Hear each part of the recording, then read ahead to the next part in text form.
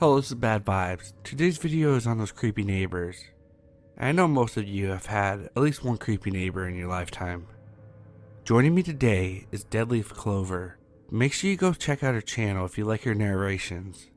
And sit back, relax, and enjoy. This is my first post. I am 28 years old, but when I was 5 years old, my mom and I lived in this duplex that was off the main road, kind of in a wooded area. We lived on one side, and on the other was a woman and her son. He was studying to be a teacher. My mother had me young, so she was about 25, and this guy was in his early 20s. He would often come by to talk to my mom. My mother said that he would ask a lot of questions about me, and asked my mother if it was alright to take me for walks in the woods. My mother always declined. She worked in the operating room at the local hospital and was on call a lot, so most weekends I stayed at my grandma's house. One night while I was at my grandma's house, my mom was home alone, sleeping. She woke up in the middle of the night and said that she doesn't remember if she heard something or felt something in the room, but she woke up. She could see feet wearing socks sticking out from the end of her bed. She grabs the bedside lamp and was about to hit the intruder when the neighbor yelled her name and said his name. He couldn't explain why he was naked and only wearing socks and begged my mother not to tell his mom. My mother, of course, called the cops. She ended up going to court and making a victim impact statement against this guy because she was terrified that he would become a teacher and be around children. She says she's pretty sure that he was there for me that night, and I'm so happy I wasn't there. We ended up moving immediately because she couldn't stay another night in the house. So, neighbor who broke into our house wearing only socks, let's not meet, and let's also pray that you're nowhere near young children.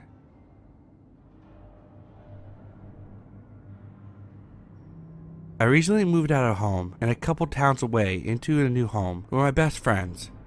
There's 4 of us, and I'm the unfortunate soul that works the second shift, while the other 3 work the first shift. So I really only see them during the week while they're sleeping. The first day of unpacking, I looked outside the kitchen window at the house across the street from us. It seemed like a family with a teenage girl. From my view, she looked no more than 16 or 17. When she stepped outside, she looked fairly normal. She had very fair skin and dark hair.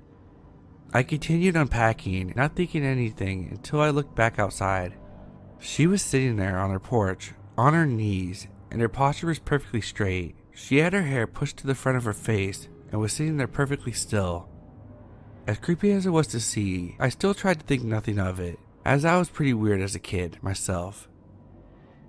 I hadn't seen anyone outside that house in the few weeks since then, until one night I was coming home from work. The other 3 in my home park in the driveway spots, and I park in the street on days when they have to work, so I don't have to move for anyone early in the morning. The house, however, sits on a curved part of the street, and our next door neighbor drives a utility truck for work, and he parks on the side of the street as well. So it takes me a while to get my car parked. When I come across the corner, I saw the man, who I assume is the dad of the family across the street. He's standing out in the driveway, staring out into the trees. I thought to myself, it's 11 at night, so what could he possibly be looking at in the trees that couldn't wait until tomorrow? It being summertime, I had my windows down so I could hear talking, but wasn't sure where it was coming from, and no one was outside on the street except me and him, it seemed. He didn't seem to be on the phone, as he was just standing there with his arms crossed, looking straight up. Then I heard it, loud laughter. Not just laughter, full-on cackling laughter. It started out of nowhere. It didn't slowly start. It started very suddenly and loudly. Then I realized she was in the tree. The girl from before was in their tree at 11 o'clock at night, full on belly laughing on God knows what. I watched the dad walk back to the house, open the door and look in, still not talking to anyone. But over his shoulder it looked like the walls were stripped down to their studs. She stopped when he walked away, but as I closed my windows and locked my doors in my car, he walked back to the tree, and she started right back up like she had never stopped. I walked straight up my driveway and into my house and didn't look back. Every night when I pull up now, I'm unsure what else I will see. But all I can say to the neighbors across the street is, let's not officially meet.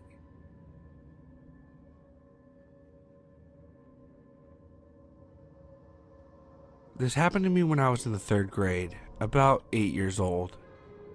My regular babysitter was ill, so my mom asked one of our neighbors, Brandy, who had kids and babysat a lot of the neighbors' kids, if she could watch me and my brother for a few hours. We were having so much fun at Brandy's house when my mom came to pick us up. I asked if we could stay a little longer and finish Madagascar, which we had just started. She said that was fine, but I was to go straight home after, like maybe half a block, so not far at all. So the movie finishes. Brandy said I need to get home fast because it was dark out. As I'm walking home, this other neighbor, Dennis, is standing outside in his yard. I had seen Dennis around the neighborhood because his wife is very unforgettable looking. They had a daughter that was maybe about 4 at the time, so I didn't ever play with her or know her family outside of seeing them around the neighborhood. Dennis starts calling me saying, "Hey, what are you doing?" "Going home to my parents." "Do you want to come inside for a little?" "No, my mom told me to come straight home. I'm sure she won't be mad." "No thanks. I have a daughter who would love to play with you. We can make snacks." At this point, I was like, red flag abort mission, and started booking it home. Then he starts following me. Not quickly, just walking slowly like Michael Myers. Luckily, I made it home, and once he saw that I was approaching my house with my porch light on, he backed off. I'd also like to mention that behind our houses is a giant wooded area with paths that led to a nearby lake, so dude could have caught up with me and dragged me into the woods or something. I try not to think like that, but what other motives could he have had, you know? Fast forward until I'm in high school working at a restaurant in town, and I see Dennis and his wife all the time. Turns out they were secret shoppers at our restaurant. I don't think he recognized me, thankfully.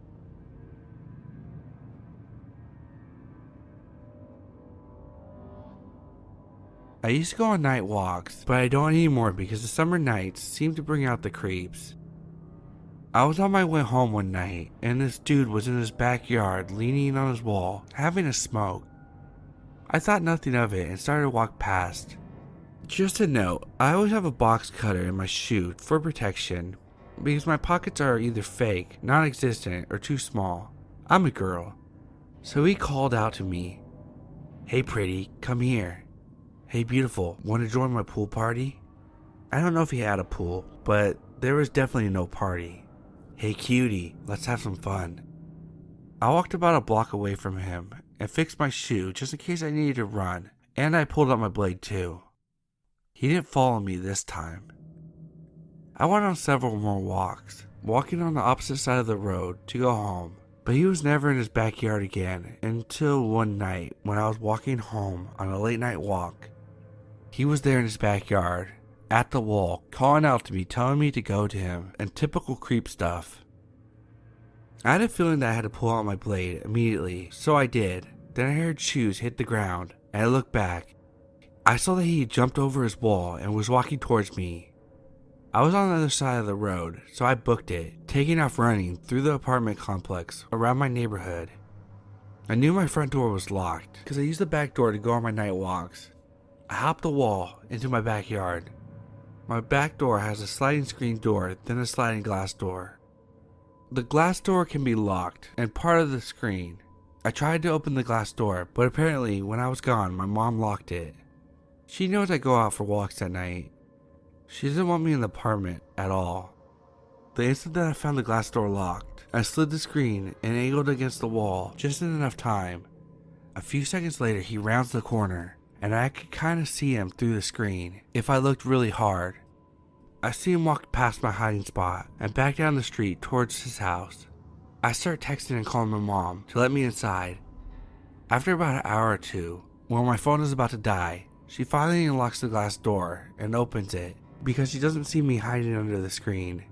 I come out from under and she asks me why I was hiding, and I tell her why, and she calls me a bunch of names before telling me I should have just let him kill me. Frustrated at my mom and scared, I text my friend. I tell him what just happened and all the creepy things that have been happening, and he has the audacity to text me back, "If you dressed differently or took a different route home, this wouldn't happen. This never happens to me because I'm smarter like that." For the record, I always wear all black, a t-shirt, long sleeve, with pants or leggings.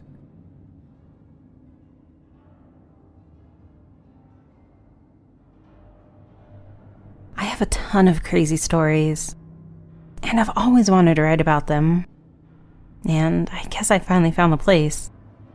So, here's one of my many stories, and maybe you'll find it interesting. When I was 24, after a crazy divorce, I met a guy on Tinder, and we ended up dating. The thing was that he lived 4 hours away from me, so whenever I wanted to see him, I had to drive 8 hours in total to see him. After a few months, I decided that I wanted to move up there to be closer to him. I had no credit, so he signed the lease under his name, and we moved into a complex, which was a square of 4 different duplexes and a courtyard in the center. It was pretty inexpensive rent, and we were walking distance to the downtown area, and it even had a small backyard for my dog. It was very exciting. The only thing is, I wasn't able to scope the place out before we moved in, because I worked 4 hours away, so my ex had to. He said the neighbors seemed really nice, and there weren't any issues with the apartment. It was actually 2 bedrooms, which was even bigger than I expected at that price. The day I moved in, I saw our next door neighbor sitting outside on a little outdoor chair and table set.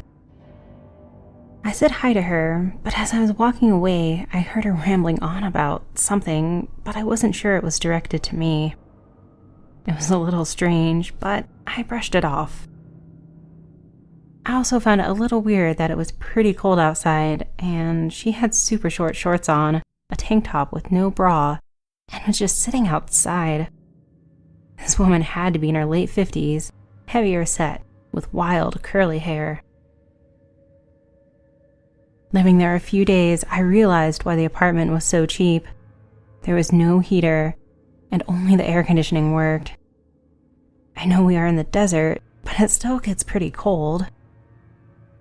There was a cockroach problem, and they were everywhere, even in the fridge. I had to beg the landlord to replace the fridge, and he finally did. I'm pretty laid back, and so was my ex. We would pretty much just work and come home and play video games. With headsets, so we didn't make too much noise. I felt the floor vibrating one day and saw my dog barking, so I took my headset off and heard insane screaming, and someone was pounding at the door. It was a lady I had seen outside sitting in the chair. I opened the door, and she started crying and screaming, speaking in tongues, telling me I was making so much noise that her baby couldn't sleep. She started sobbing, saying that her baby had cancer, and she just wished her baby would sleep. Not once did I hear a baby cry, so I told her I would keep it down. This was also happening at 3 p.m. For a few weeks, she would repeat this behavior of pounding on my door. Most times, I would try to ignore it, and I'd just hear her outside sobbing.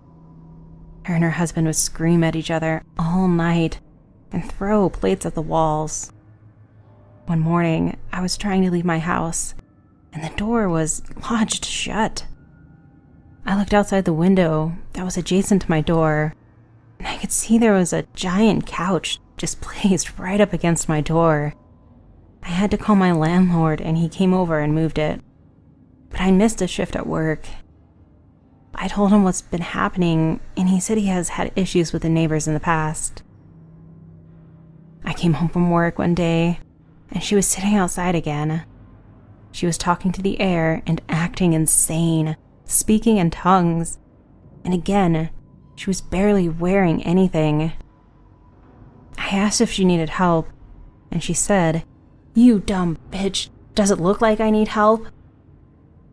So I went into my apartment and tried to ignore all of the noise coming from outside. A few minutes later, I heard this weird crying noise.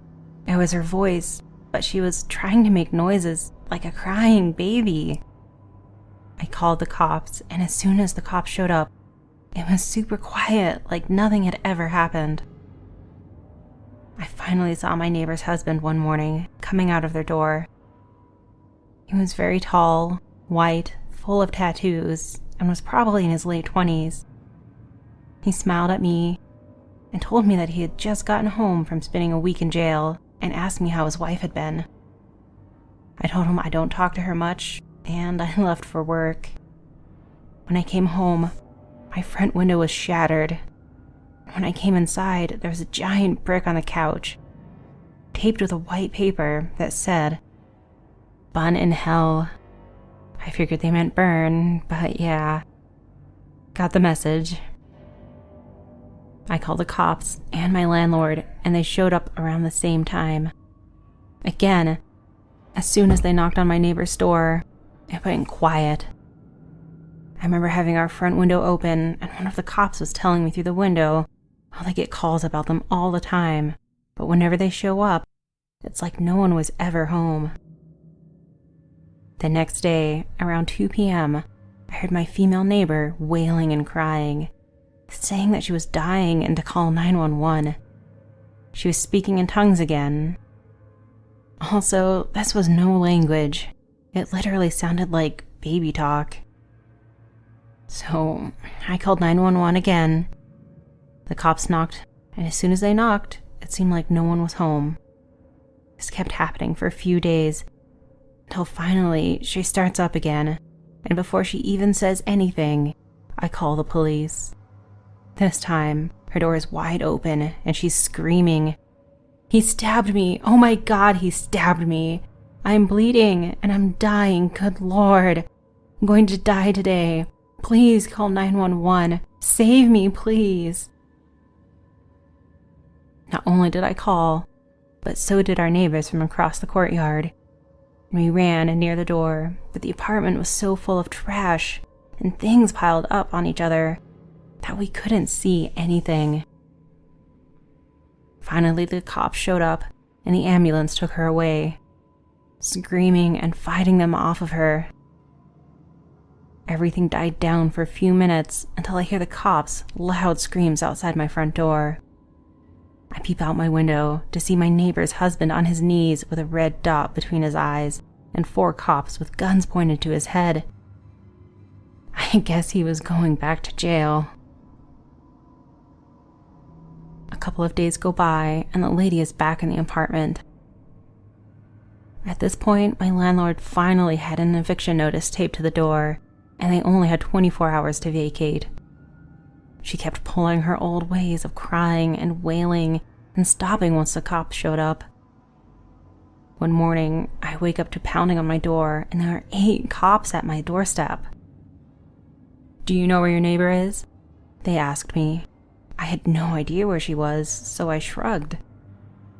They followed that by telling me that she has numerous warrants out for her arrest, and they have reason to believe that she's prostituting from her apartment, selling drugs. She was known for being involved in human trafficking of young boys. That day that she got stabbed, she actually stabbed herself because she was really high and fighting with her husband. That they rented the apartment under her cousin's name, and that's why they would never answer the door or let the cops into the apartment. She also didn't have a baby. That was some sob story she told everyone to get money from people. Even after they were evicted, they kept breaking back into the apartment and squatting in there. They did it on and off for 4 months, until finally, a cop caught them sleeping in the apartment and they got arrested. By then, me and my ex already were breaking up, so I was long gone.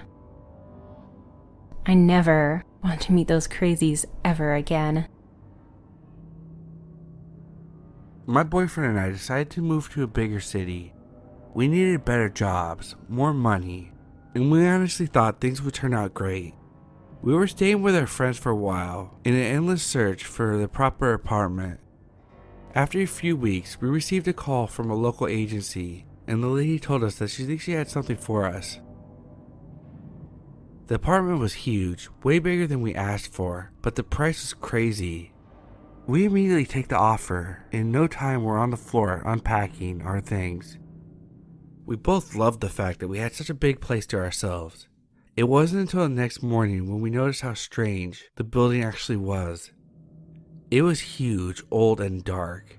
I guess we weren't listening to our landlord telling us about the apartment that much, but the gates are something that we should have noticed right away. There were a total of 3 gates leading to our apartment. One at the entrance, another one just after you get past the lobby, and the third one starting at our floor. Also, there were about 20 security cameras. My boyfriend jokingly said to me, "Something creepy happened here." I must say that this is the type of building that security isn't common in my country. This was the only one that I saw like this till this day, so I hope you would understand my confusion when the landlady handed us 4 keys. I was struggling to find a job, while my boyfriend started working the late night shifts. His work was maybe an hour-long drive from our apartments, and I soon got used to staying home alone, which is something I never liked and never will. But he convinced me that there's nothing I should be worried about, and that I could check the security cameras anytime I wanted to. It was a Wednesday night. I was preparing some food while watching a movie when the first knocking on the door happened. It was exactly in this order: doorknob, knocking, doorknob again. My first reaction was to check my phone, expecting to see, "Open up babe, it's me," message. But that was not the case. I checked the cameras and nothing. The entire building was dark, and outside of it, there was nothing moving. After a few, "Who is it? Who's there?" I called my boyfriend, and we decided if I hear it one more time, I would call the police immediately. 2 days later, it happened again. I was alone watching TV when the banging started. This time, he really wanted to get in. He was banging at the door, scratching at it, and I was sure in no time he was going to be in my living room with me. Of course, I was just standing there, frozen, with my phone, not even trying to call the police, because my eyes were focused on that door and whoever was behind it. When I think about it, the scariest part was that he didn't show signs of stopping. He was mumbling something, enough for me to realize it was a man. My boyfriend immediately came home, and the police were there in no time. They went out to question everyone from that building and came back saying, and this is a quote, "You 2 guys are the youngest people here. Everyone is in their 70s or higher. We're pretty sure whoever it was doesn't live here." Of course he was living there, we both knew it, and we were also sure from the beginning that he was from the same floor.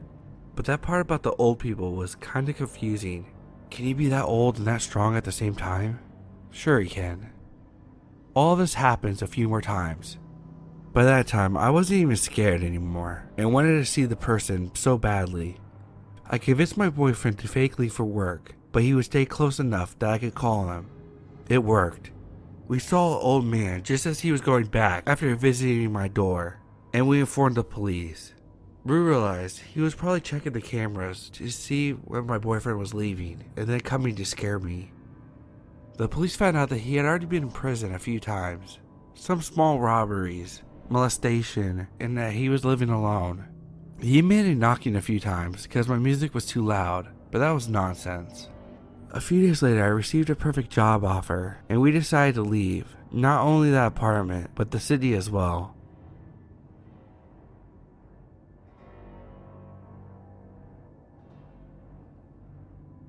My upstairs neighbors were both young college guys. A terrifying enough prospect for a grad student who teaches undergrads. What if they were my students?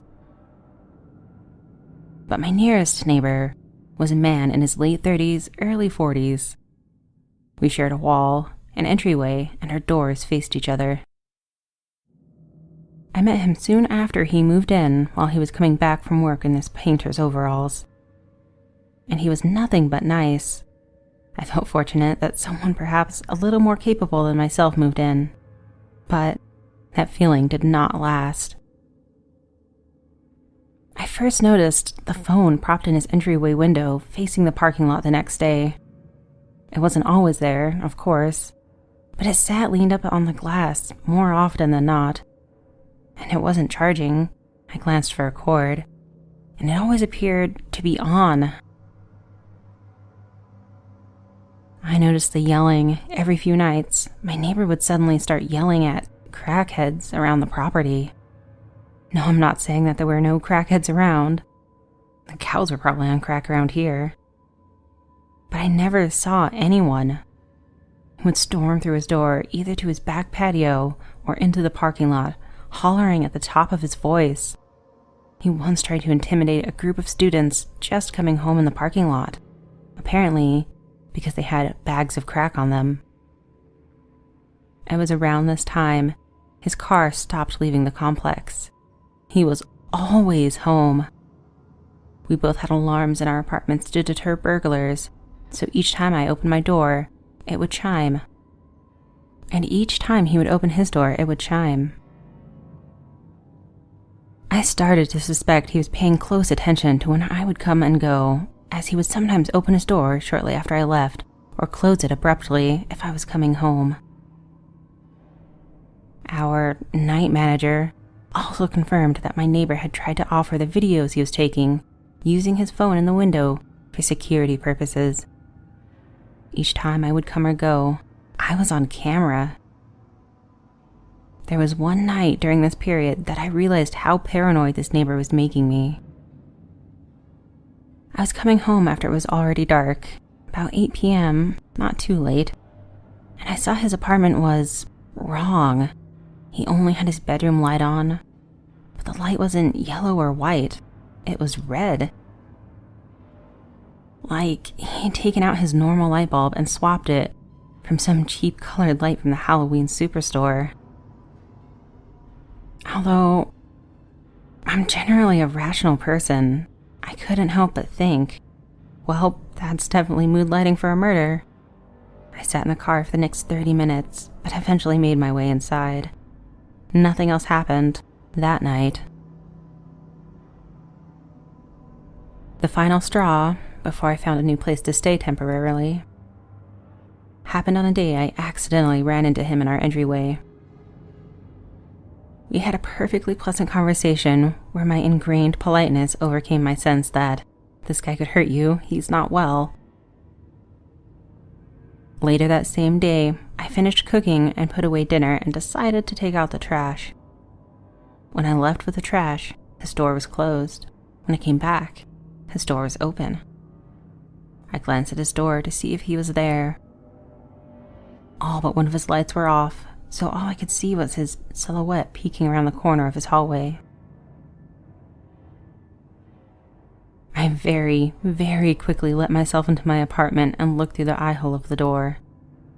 This man walked from the shadows of his hallway, naked from the waist down, and masturbating at his front door. He wasn't there long before he shut the door, but I was done. This had been the accumulation of months of screaming at crackheads, obsessively videotaping neighbors, strange lighting choices, and now this, done. The next morning, my friends helped me take a few things to the new place I could stay. I found out from the night manager that the man was being evicted for stalking and harassing others in the complex, as well as after numerous noise complaints. I didn't return to my place until after he was gone, but I still felt as if he could pop out of any corner. I recently moved to a new apartment, and I thanked my night manager for keeping me informed of everything. She laughed and said, "Wouldn't it be crazy if he was your neighbor at your new place?" No, thank you. Neighbor, let's not meet again.